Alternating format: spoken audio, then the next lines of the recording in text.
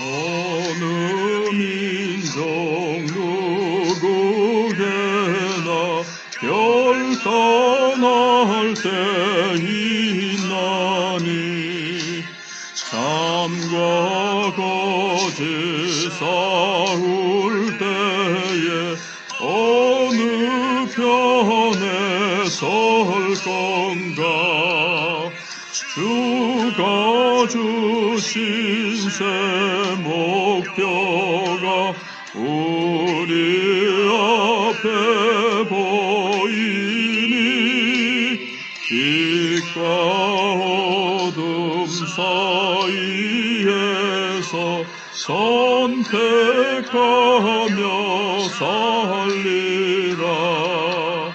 고상하고 아름답다 진리 편에 서는 일, 진리 위해 억압받고 명예이기로도 비겁한 자 물러서나 영감한 자 굳세게 낙심한 자 돌아오는 그날까지 서리라.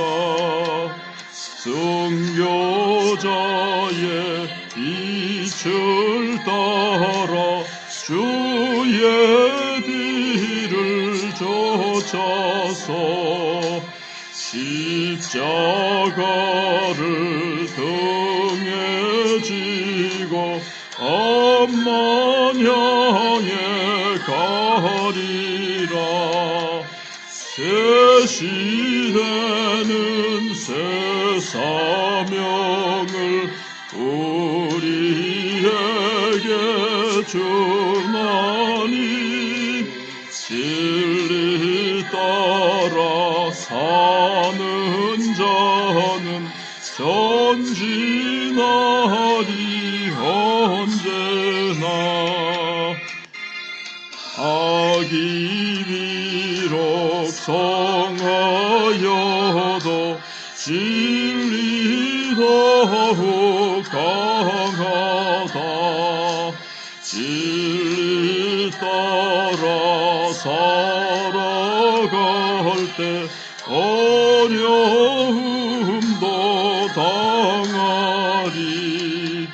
우리 가는 그 앞길에 어두운 장막 덮쳐도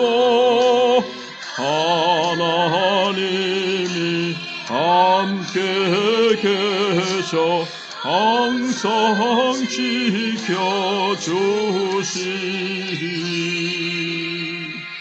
아멘.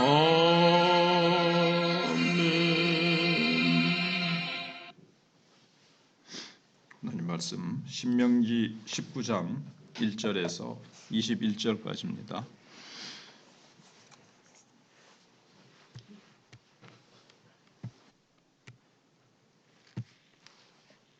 내 하나님 여호와께서 이 여러 민족을 멸절하시고 내 하나님 여호와께서 그 땅을 내게 주심으로 내가 그것을 받고 그들의 성읍과 가옥에 거주할 때에 내 하나님 여호와께서 내게 기업으로 주신 땅 가운데서 새 성읍을 너를 위하여 구별하고 내 하나님 여호와께서 내게 기업으로 주시는 땅 전체를 세 구역으로 나누어 길을 닫고 모든 살인자를 그 성읍으로 도피하게 하라.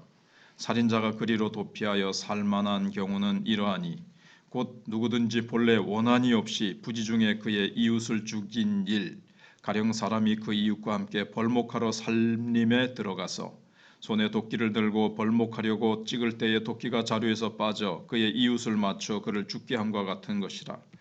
이런 사람은 그 성읍 중 하나로 도피하여 생명을 보존할 것이니라.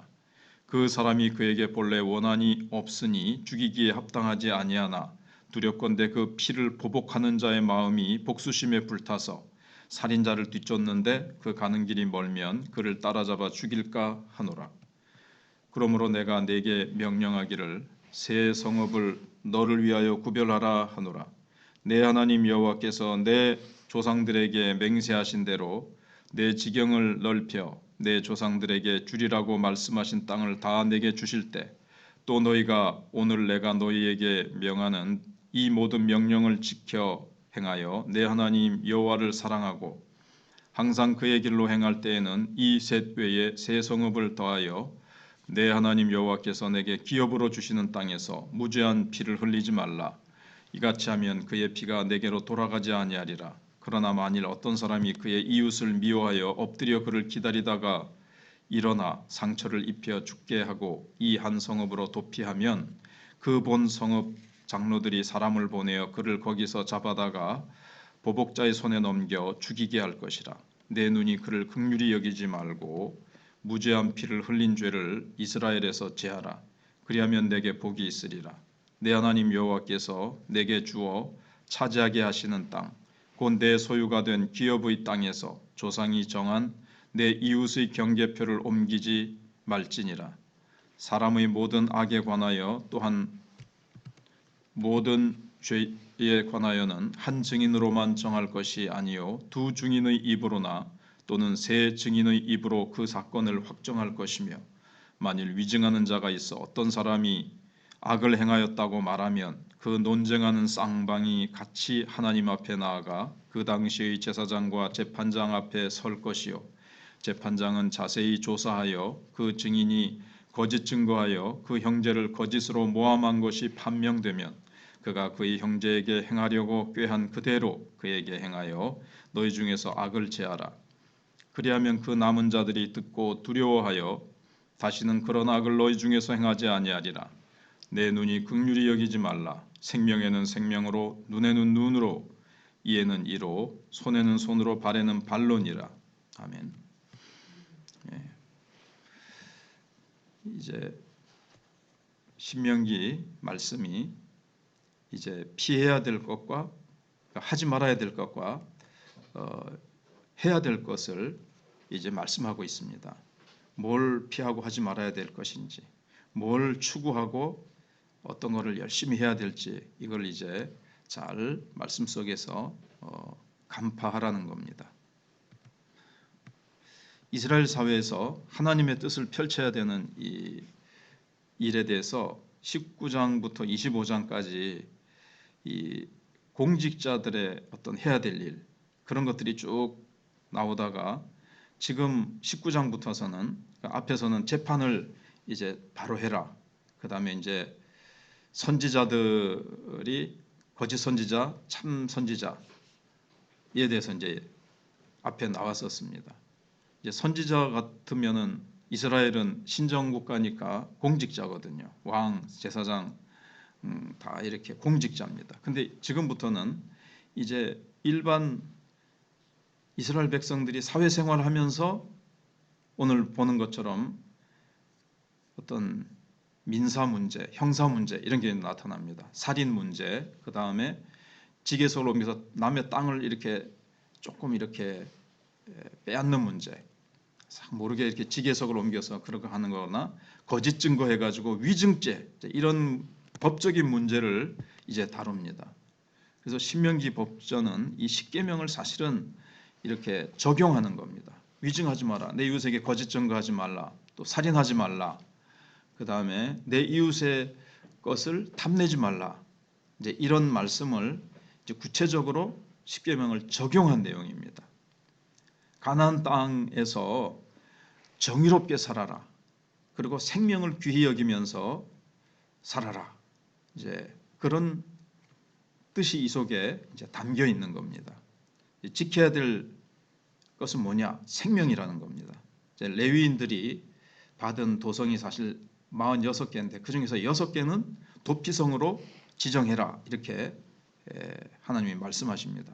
부지 중에 범한 범죄에 대해서는 가해자가 보복을 당하지 않도록 피할 곳을 마련해 주는 겁니다. 가장 가까운 곳에 속히 피하도록 요단강 동편에 3개, 요단강 서편에 3개 이렇게 마련을 하셨습니다.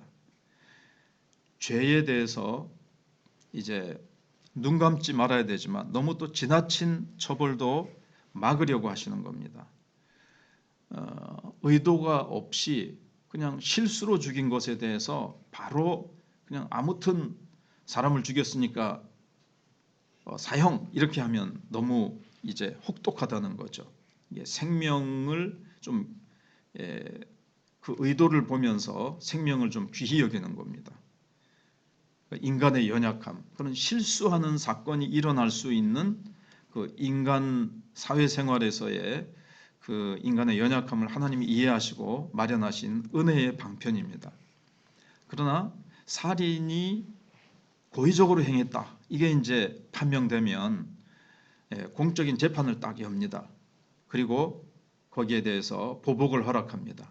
죽임당한 쪽에서 그 뭐 가족이나 친척이 죽인 자를 향해서 보복을 허락을 합니다. 근데 우발적인 살인은 일단은 도피성으로 피해가지고 재판을 합니다. 이거는 의도적으로 그런 게 아니고 실수다. 그러면 이제 도피성에 머물러 있게 합니다. 그렇지만 실수지만 살인은 살인이기 때문에 완전히 사면하는 건 아닙니다. 무조건 사면하는 건 아니고 일단 도피성에 들어가서 나오지 말아야 돼요. 대제사장이 죽기까지. 그러니까는 가택 연금 상태로 대제사장이 죽을 때까지 있어야 되는 겁니다. 근데 만약에 도피성에서 나와서 막 활보하고 다니다가 보복자를 만났다. 그래서 보복자가 죽였다. 그래도 할 수 없어요. 거기에서 책임을 묻지 않습니다. 도피성 안에서만 있어야 되는데 왜 대제사장이 죽기 전에 나와서 활보했느냐. 그거는 성경에 분명히 도피성 안에 머물라고 했는데 네가 나와서 네가 막 함부로 돌아다니다가 그랬으니까 거기에 대해서는 책임이 없습니다.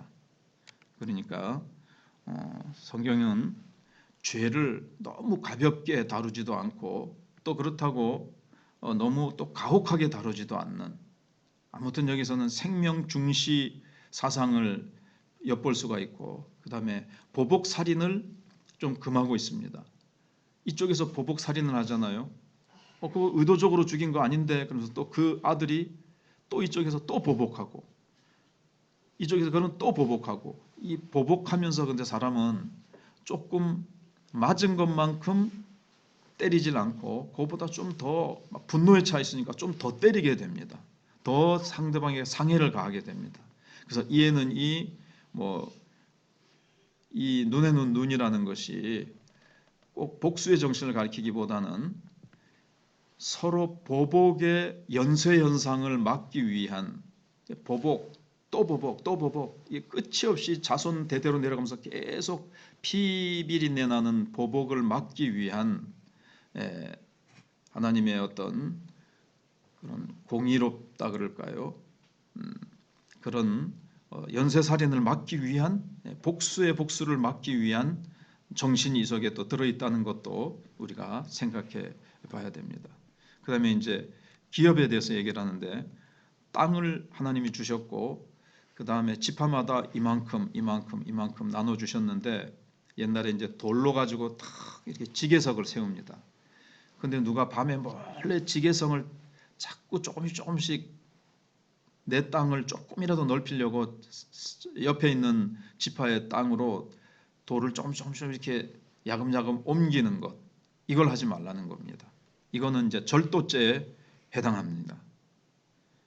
더 많이 차지하면 자기가 행복할 것이라고 하는 것은 가나안식의 삶의 가치관입니다. 그거를 이제 버리라는 겁니다. 하나님이 주신 거기에 만족을 하라는 거죠. 만족을 모르는 이 불안은 이제 자족으로 바꿔야 된다는 것입니다. 땅의 크기가 행복하게 해주는 것이 아니라 주어진 것에 만족할 때 행복하게 되는 것이고, 믿음의 크기가 하나님 앞에서 정말 복된 인생이 되는 것이고 하나님께 인정을 받는 것이지, 땅이 좀 더 많다고 해서 행복하고 하나님 앞에 인정을 받는 것은 아니라는 겁니다. 이스라엘 백성은 믿음으로 하나님 앞에 인정받아야지, 땅이 더 많고 여기서 땅이지만 세상에 부귀영화를 더 많이 가지면 행복하고 삶의 질이 높아지고 하나님 앞에 인정받는 것은 아니라는 겁니다. 그리고 이제 정의가 지켜져야 된다는 것을 얘기하는데 재판의 절차나 판결이 공정해야 될 것을 얘기합니다. 이 위증죄. 근데 이제 위증죄가 있을 수 있기 때문에 반드시 증인은 2 이상이어야 된다는 겁니다. 한 사람은 얼마든지 잘못 볼 수 있고 일부러 그럴 수도 있고 그 이웃이 미워가지고 그럴 수도 있고 또는 잘못 볼 수도 있어요. 그렇기 때문에 억울한 희생자를 만들지 않기 위해서 2-3명의 증인이 반드시 있어야 된다고 이렇게 하나님 말씀하십니다. 그래서 이 성경의 정신 같은 게 지금도 법정에서 이런 것들이 이제 서양법에서 적용이 되고 우리나라도 서양의 이 법이 참 좋다 그래가지고 이제 들여왔는데 사실 성경에서 나오는 정신들입니다. 그래서 무고자를 모함하는 이 위증에 대해서 엄벌을 처하게도록 하나님이 하셨습니다. 그건 참 악한 죄라는 거죠. 무고한 자를 갖다가 거짓으로 덮어 씌워가지고 죽이려고 하는 것, 이거는 우상숭배 죄만큼이나 하나님께서는 악한 것으로 보셨습니다. 그리고 사사로운 욕심이 재판에 개입되면 안 됩니다. 앞서 나온 것처럼 공의로운 재판이 무너지면 그 사회가 무너지기 때문에 그렇습니다.